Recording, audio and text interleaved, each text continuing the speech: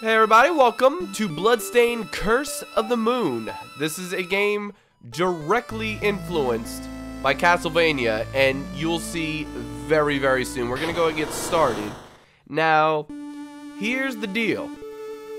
These are all files that I've already played and beaten, because there's a couple different modes. Now, I kind of want to play through the game twice for one specific reason, and that's the very last level is different on two different modes, but other than that the game is exactly the same, and we'll see exactly what happens as we go through. I might make a last second decision on how exactly I want to play this. But there's the normal mode, Nightmare, where you are basically trying to save the main character that you play as in normal, and you don't get to play as normal. I'm sorry, you don't get to play as the main character. And then Ultimate, it's the hardest version. So let's go ahead and just do normal. And we're going to play on veteran mode. That's basically normal or easy mode. There was once a man who had been given the moon's curse by demons. Already messing up slow narration. That man was Zangetsu. Wrapped in a crimson garb with eyes like fire, he relentlessly pursued the demons who cursed him.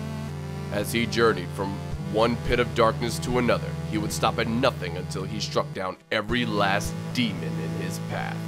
One night, he sensed the looming presence of a great demon. He swore to eradicate all demons, no matter how much of a threat they posed. Bathed in moonlight, he cried out as he drew his sword, which consumed the darkness from within its wretched steel. On that night, either the demons or the moon itself would feel the wrath of his blade. Yeah, okay. So yeah, in Castlevania, your main weapon is a whip, and then you get sub-weapons that you can alternate through. This time, your main weapon is a sword. Now, this is basically the question I'm going to ask you guys. Do you want me to play...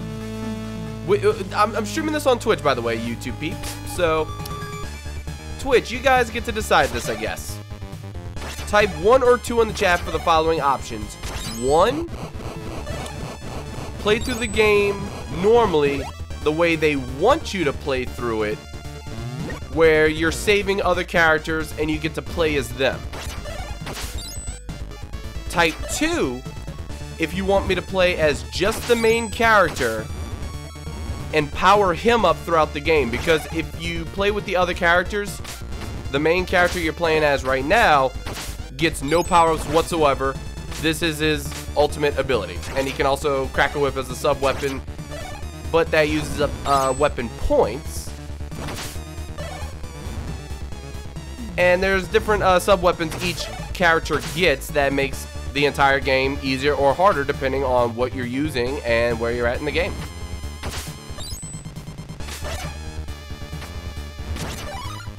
Alright, letting this guy pass me real quick. Like, for example, I can't get past this point. This is something that only one other character get, well, no, a couple characters can technically get past this, but yeah, there are certain things that you cannot do unless you have certain power-ups or other allies. Alright, so it looks like chat wants me to play the second option, which was play as just the main character and power him up through the game. You guys have about 5 to 10 minutes to decide this. So, If that changes by the end, we shall see. And yeah, look, wall hearts. And let's see here. Seems you can use sub-weapons with the X button. However, it would require weapon points, which I kind of already explained. And just like Castlevania, you just hit the things that are floating in the air, and that is how you replenish your weapon points. Now, I kind of want to die on purpose just to show it off. But at the same time, it's like so anticlimactic. Like in Castlevania, you had that iconic death sound. Here, literally nothing happens. You just drop and die.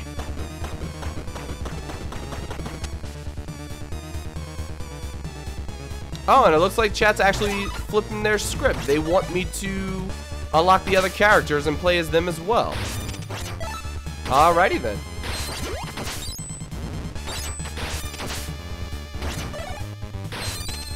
And hello, Wolf.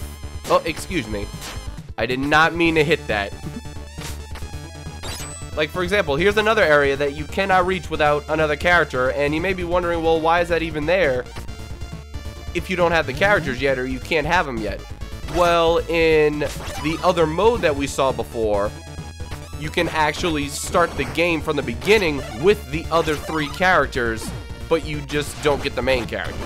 Zangetsu. Okay, well, I might actually get to show off that death after all. Because I'm kind of just been plowing through this, and if I get hit, great.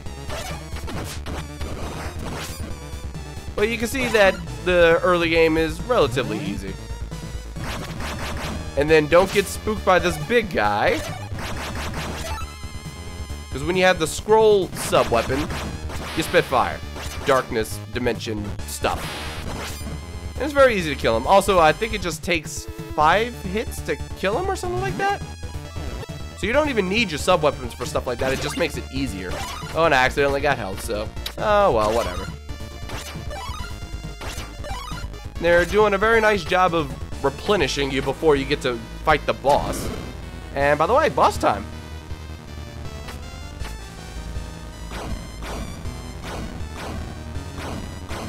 And it's so weird looking at a game in the style of 8-bit, but having like all the backgrounds and stuff like that. And now, here's the challenge of every single boss. You have to try to figure out their weakness, and then not die to stuff like that. So for example, now you know, oh shoot, he's gonna shoot fire at you. So you might want to back out. Aside from that, his weakness is his head. Just keep hammering. Whoops. And clearly, as you can see, I'm taking damage from being too close. And if you just jump from here, you cannot reach him. Alright, so just a little more.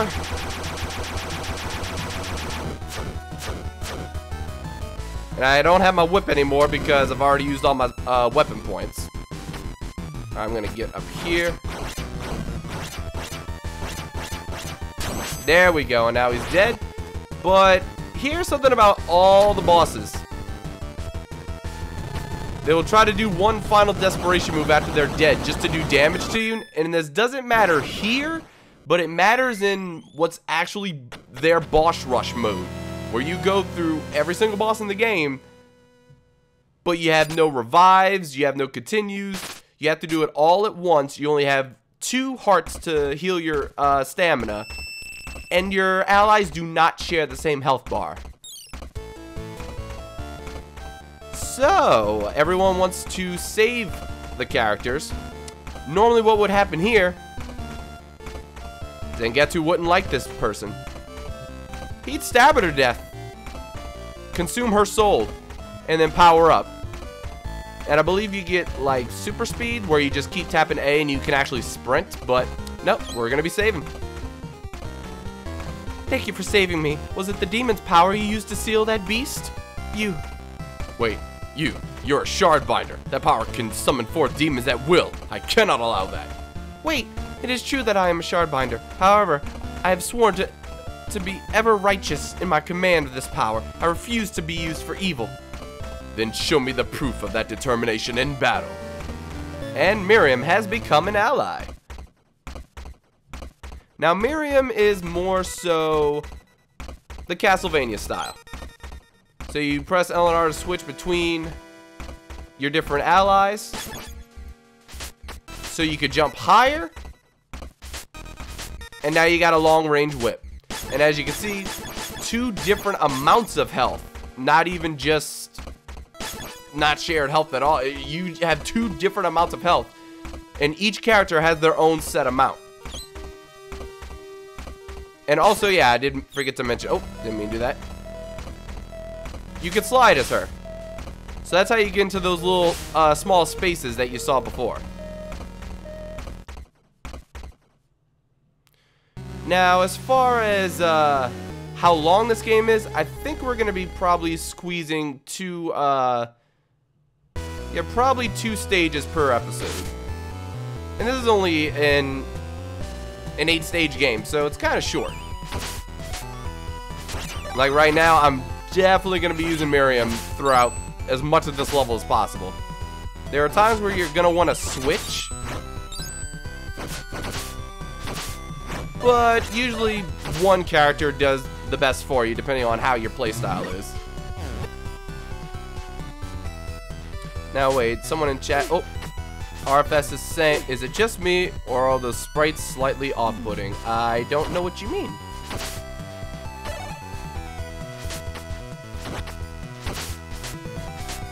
Why is it off-putting to you? I like the graphics of this game. Nice and old school, but also updated because it physically can be. Now here I'm trying to land and then get him. Okay. And also, yeah, it's like Castlevania where when you jump up, you cannot then maneuver yourself in the air. You have the momentum that you're locked into as you're jumping. See, Lightning Wolf is asking, isn't there like 5 endings to this game? No? Well, if you're being extremely technical, yes, because you see how we just saved Miriam. There's actually 3 characters you can save, but you also have the choice to kill them and power up Zangetsu. So, which ones you save and which ones you kill just determines what the outro cutscene is going to look like, but all it does is show which characters are alive. That's it. That's literally the only difference. As far as I know, the text doesn't change at all. If it does, it's not alive. And also, these guys point in the direction that you want to go.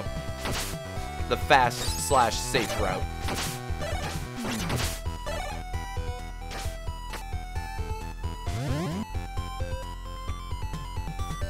And thank you, I think that says Ice Edge for following. Welcome to Team Bond. And yeah, if you guys watching this on YouTube, definitely follow over on Twitch, because this is being streamed on, I think, July 10th. So yeah, a good bit in advance. All my Let's Plays are streamed over there first, except for the Kingdom Hearts series. Okay, okay. This is something I was hoping I wouldn't have to explain, but yeah, when one of your characters dies, they're dead. There's no reviving them. You have to die with all the characters and get a continue. So yeah, if you fall in a pit like this, good old Castlevania style, you lose a character. And it's complete garbage. Oh god, okay, so that's my only complaint with this game, but hey, that's just staying true to the style, so I really can't and shouldn't complain. No, no, no!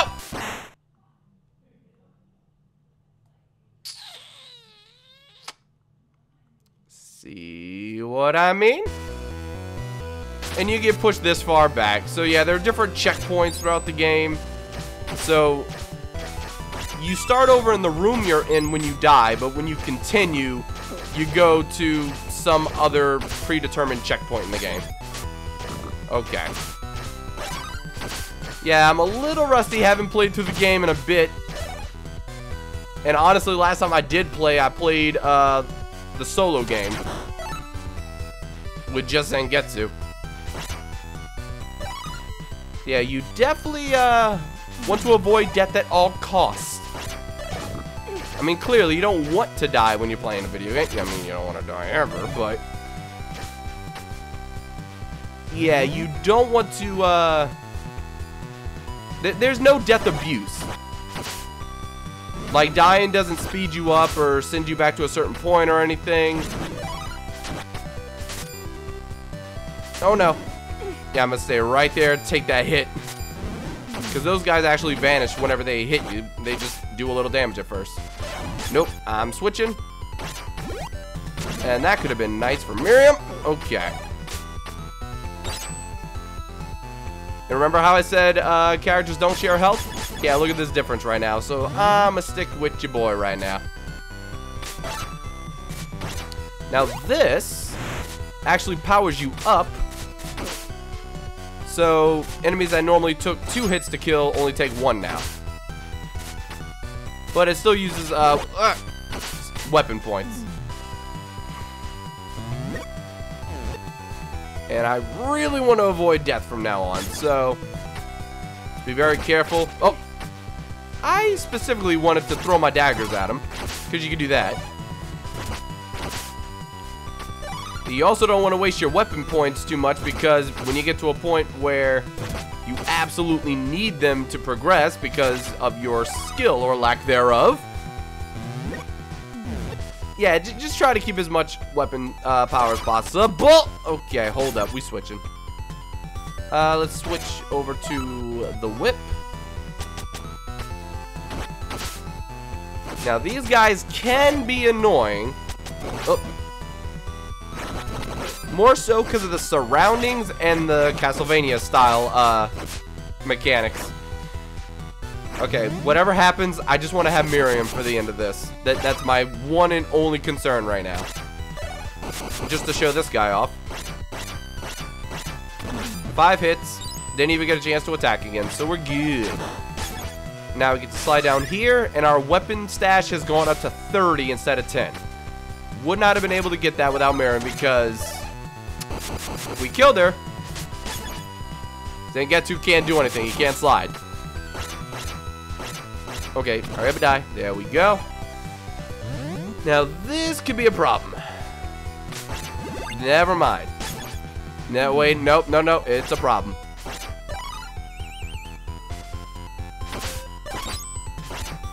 Oh, no. No!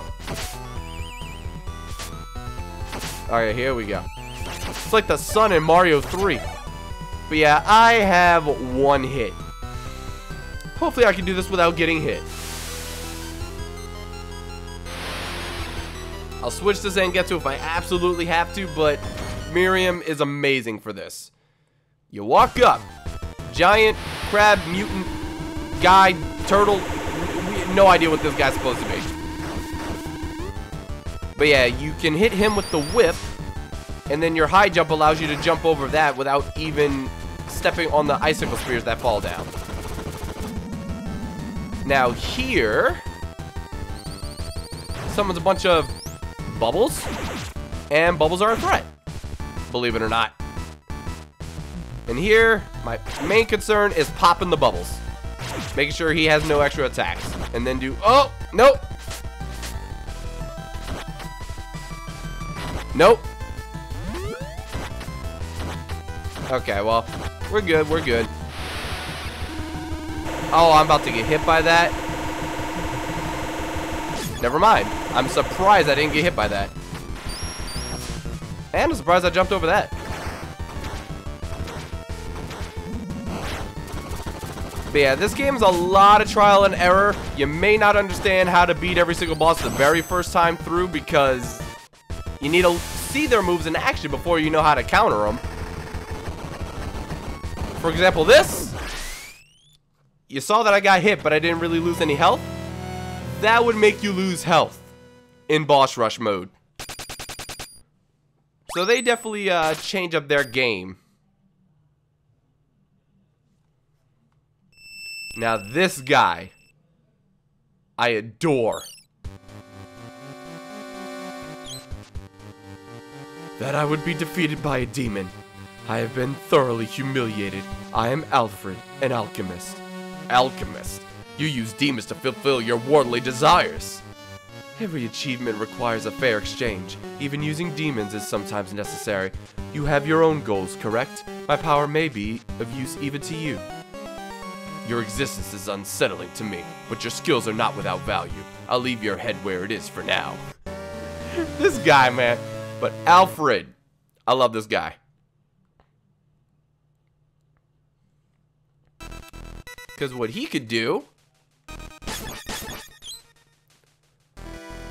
The Buster Rise's regular attack, no range, really sucks. But you can use alchemy, and that will basically let a red ring of death surround you.